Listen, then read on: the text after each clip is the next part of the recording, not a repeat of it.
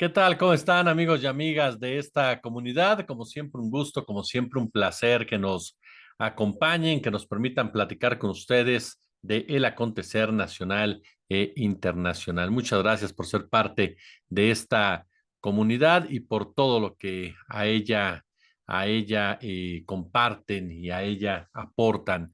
Oigan, pues el líder de Morena, Mario Delgado, informó que este jueves presentará una denuncia ante el Instituto Nacional Electoral en contra de la campaña orquestada por agencias internacionales como Atlas Network para tratar de desestabilizar el proceso electoral del 2 de junio y vulnerar la democracia del país. Se trata, notó, de una acción coordinada desde redes sociales con la frase narcocandidata, narcogobierno de AMLO o narcopresidente y realizada mediante bots para alterar la voluntad del pueblo en las urnas.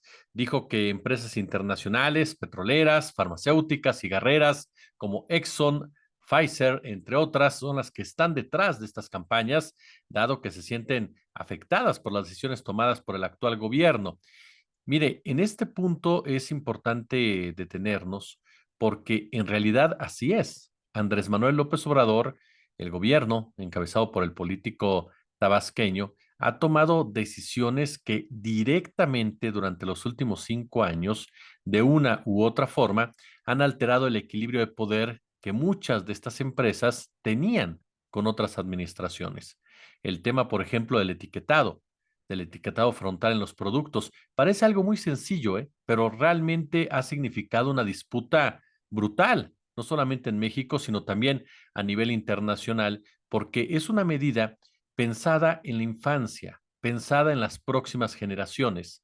Y son en esas mismas generaciones que estas empresas, precisamente dedicadas a los alimentos chatarra, por ejemplo, también piensan y también buscan cooptar desde pequeños. Entonces, el etiquetado comienza a darle otra cultura de alimentación a los padres, a los hijos, y con ello comienzas a contrarrestar lo que es esta influencia nociva, enferma por parte de dichas empresas. Y ni hablar de las farmacéuticas, que se tomaron decisiones en las cuales se golpeó directamente a esta mafia en la distribución de alimentos, en la venta de los mismos, que además de todo es integrada por gente relacionada con el Partido Revolucionario Institucional, por José Narro, por Emilio Gamboa, por Roberto Madrazo, por el propio Manlio Fabio Beltrones. Y en el caso concreto de las petroleras, las decisiones que tomó el gobierno federal con la reforma energética o con la ley precisamente de la reforma eléctrica, fueron decisiones que no les gustaron absolutamente nada y que la Suprema Corte de Justicia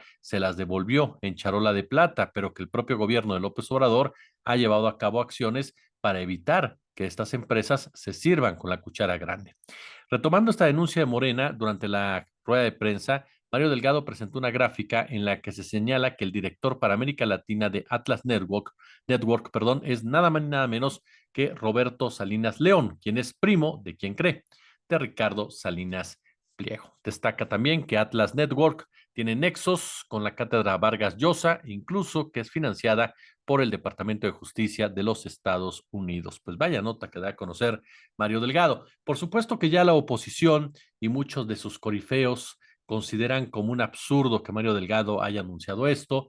Dicen que es solamente una especie de caja chica, que están tratando de desviar la atención de los problemas reales. A mí me parece de suma importancia. ¿Por qué? Porque el próximo 2 de junio se dirime una visión de país, eso es un hecho, una visión de país que profundizará, en los cambios que se han venido gestando durante la presente administración, y eso no le conviene a muchos grupos de interés que buscan recuperar el poder, haya sido como haya sido, y por eso es importante desnudar y desenmascarar a todos los grupos que intentan pasar como demócratas cuando en realidad son golpistas. Y hagamos un poco de historia, simplemente, si le parece bien, mi querido amigo y amiga. Atlas Network, por ejemplo, es una plataforma que financia proyectos políticos de extrema derecha en América Latina y también en economías emergentes de todo el mundo, ¿eh?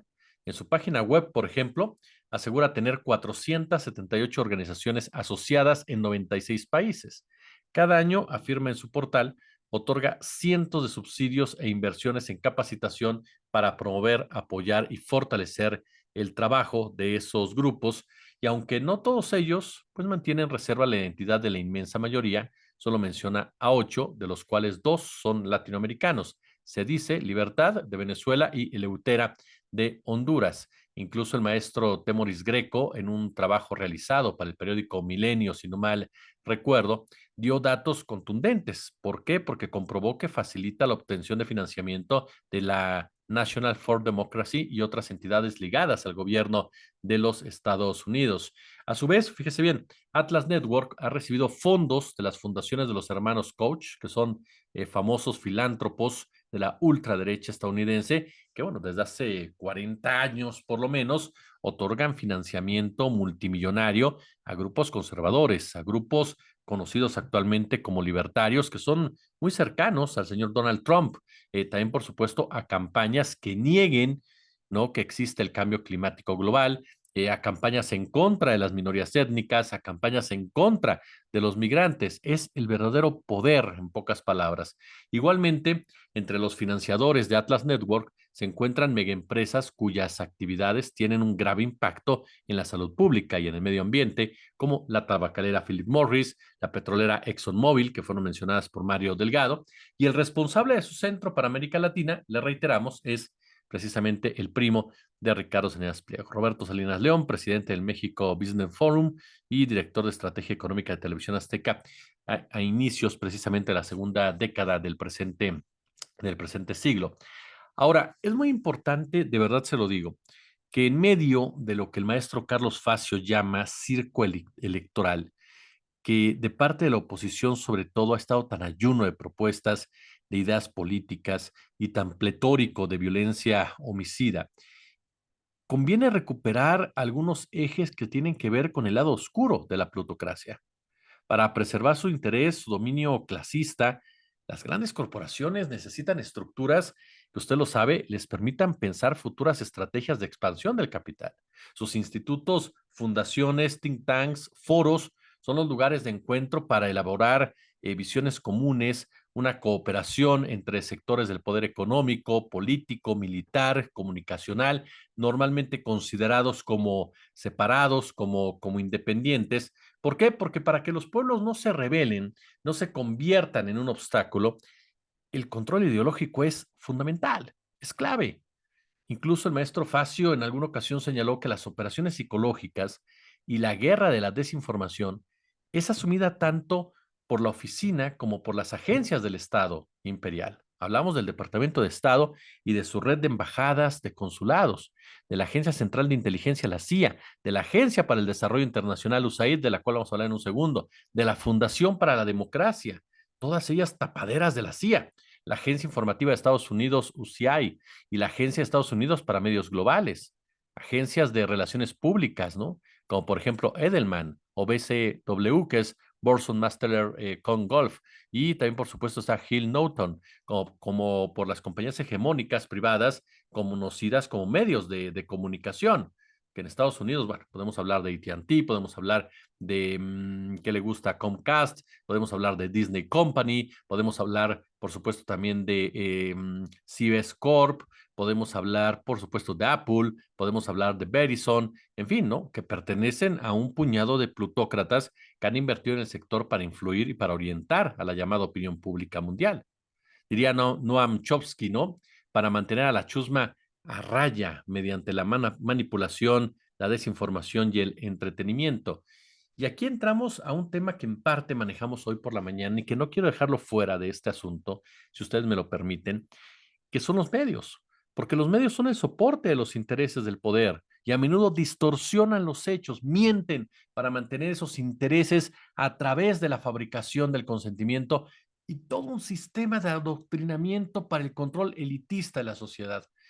La domesticación para el control elitista de la sociedad, de los medios de la periferia, desde los centros de poder hegemónico, vía, por supuesto, los principales diarios, revistas, agencias, radios, televisoras, todo esto, como nos dice el maestro Facio, al servicio precisamente de la plutocracia. Se busca generar una mentalidad de manada, en pocas palabras. Y eso funcionó, ¿eh? Funcionó durante muchísimos años. A lo mejor ahora con tanta información, con el conocimiento de estos temas, con expertos como el maestro Facio, como el maestro Buenabad, como el maestro Mahfoud, como este tipo de personajes, Susana Cabil, el maestro Nader, López Almejo, todos ellos que se han dedicado a investigar al verdadero poder, a ese poder que va más allá de nuestras fronteras, pero que influye directamente en nuestra vida privada. Ahora nos damos cuenta de cómo se manejaban muchas cosas, pero durante muchos años la mentalidad de manada funcionó adecuadamente a través de la televisión, en el adoctrinamiento del neoliberalismo, ¿no? No se debe discrepar con el consenso, lo que implica un modelo de propaganda que se opone al derecho del ciudadano a ser informado. Y cuando el control ideológico no funciona, ¿qué es lo que queda? La represión, el delito de pensar diferente. Además, ojo, las corporaciones de la plutocracia y el Estado imperial suelen utilizar la injerencia, la intromisión en los asuntos internos de otro país, generalmente sin autorización, por supuesto, y con la plena intención de desestabilizarlo, dominarlo. La subversión, esto es el intento por derrocar estructuras de autoridad mediante la erosión de las bases del régimen considerado enemigo blanco de la acción y la creación de conflictos entre miembros de la sociedad mediante acciones violentas y destructivas, significan un golpe de Estado. Operaciones de guerra psicológica, infiltración, penetración de agentes, contratistas, incursión de mercenarios y paramilitares, guerras mediáticas, guerras híbridas, el bloqueo y las sanciones económicas, el uso del lawfare, la ley como arma para infundir miedo, sabotajes, declaraciones hostiles, actividades ejecutadas con la asesoría, financiamiento y dirección del gobierno de Estados Unidos.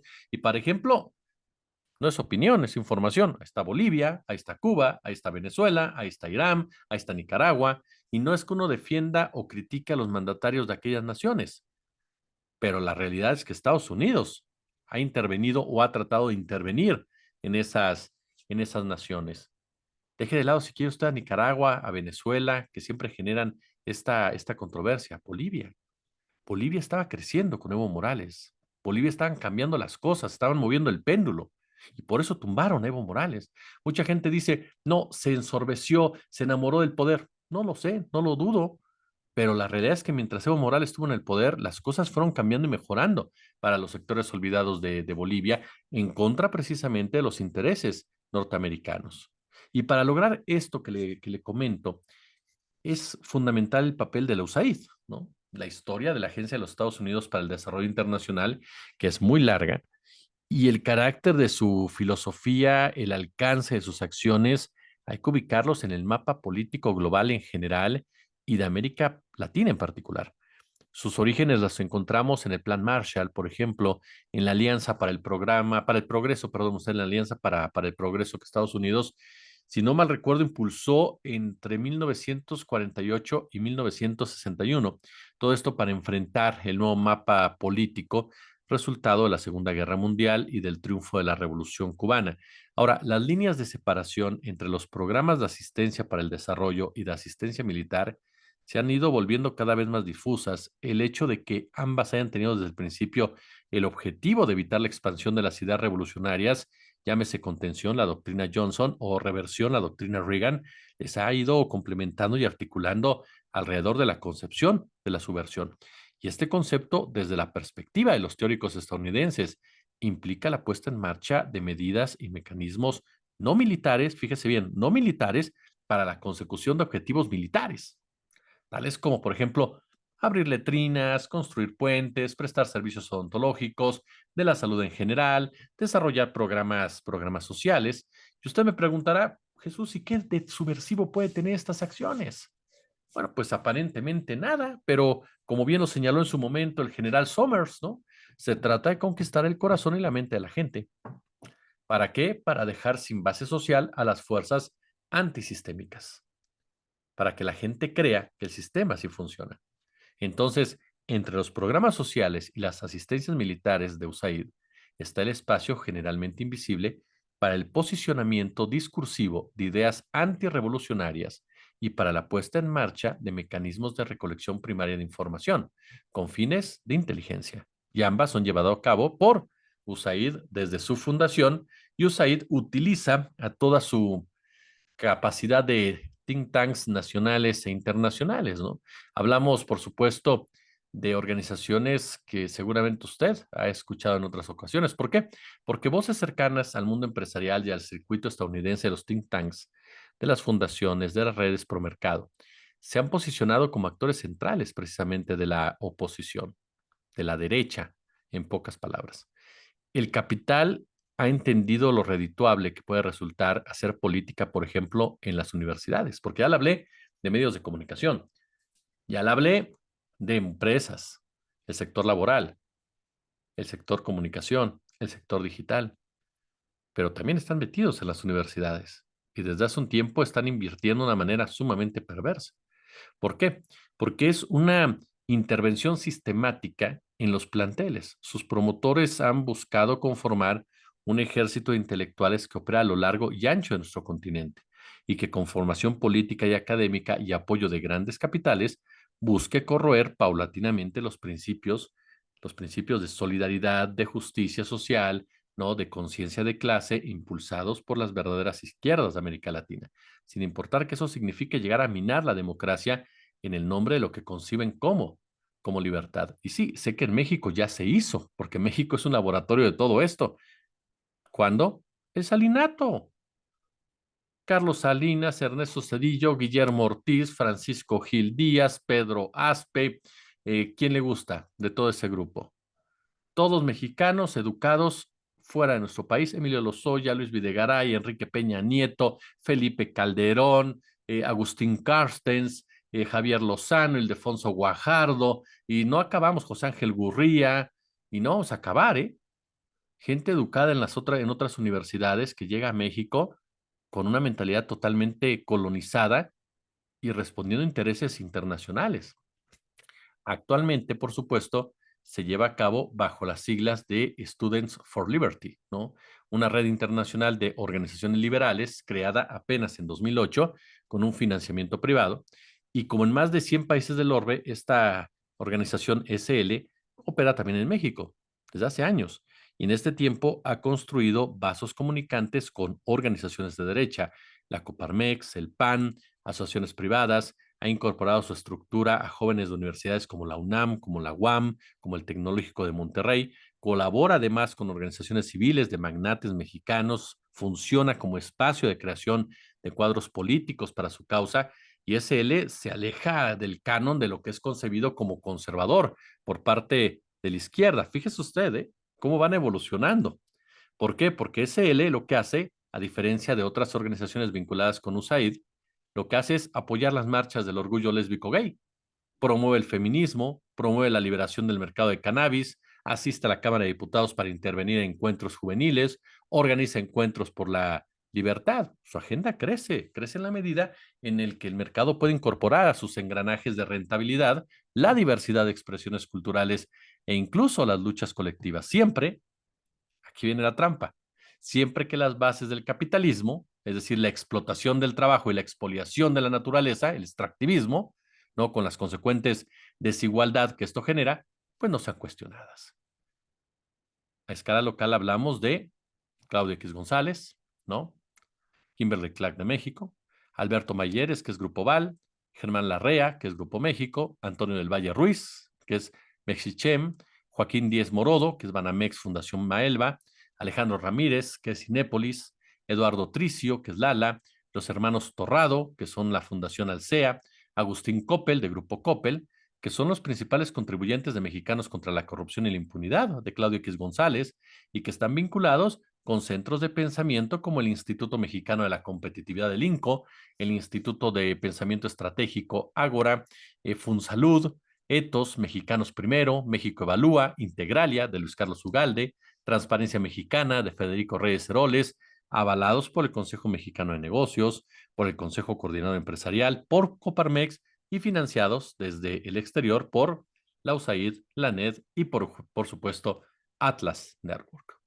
La derecha empresarial y tecnocrática que cuenta con intelectuales como Héctor Aguilar Camín, Enrique Krause, María Amparo Casar, Leo Zuckerman, Jorge Castañeda, Juan Pardinas, y que esta derecha va a participar, está participando en los comicios del próximo 2 de junio a través de la coalición Va por México, PRI, PAN, PRD. Eso es a lo que se enfrenta la cuarta transformación y de ahí la decisión de Mario Delgado, de Morena, de presentar esta denuncia para evidenciar y desnudar los intereses de estos grupos que desde hace mucho tiempo se han insertado en la narrativa y que lo que buscan solamente es normalizar el despojo de recursos naturales, el despojo de la tranquilidad, el despojo del trabajo, el despojo de la calidad laboral, el despojo muchas veces de la vida porque son integrantes de la economía criminal. ¿Les gustó el video? Compártanlo, denle like, por favor, suscríbanse, denle a la campanita, déjenos su comentario y si están de acuerdo, échenos super chat, super gracias si están sus posibilidades. Si no, con todo lo demás que hagan, de verdad nos ayudan muchísimo. Nos ven un ratito. Quise dejarlo del campo de golf de Salinas Pliego para la otra participación, si me lo permiten, lo mismo que el tema Arturo Saldívar, para no extendernos todavía más. Yo, como siempre, les agradezco el favor de su atención y nos vemos al ratito. Como siempre, un gusto, como siempre, un placer.